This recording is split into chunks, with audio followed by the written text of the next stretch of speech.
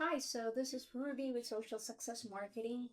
And I know this scenario didn't just happen to me, it may have happened to you as well.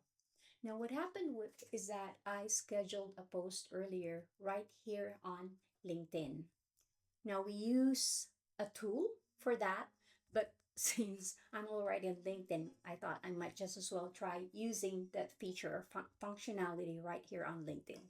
The problem is I can't find it. Here, look at the screen. I tried to look around for it and I couldn't find it. So here's the trick to find it.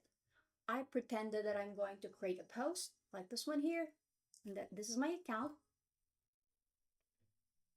And then what I did is that I just clicked this little icon here, the clock icon, and then select view all scheduled posts. Voila, there's my scheduled post. I hope that's helpful for you. And if you have any questions, just let me know. Happy Friday.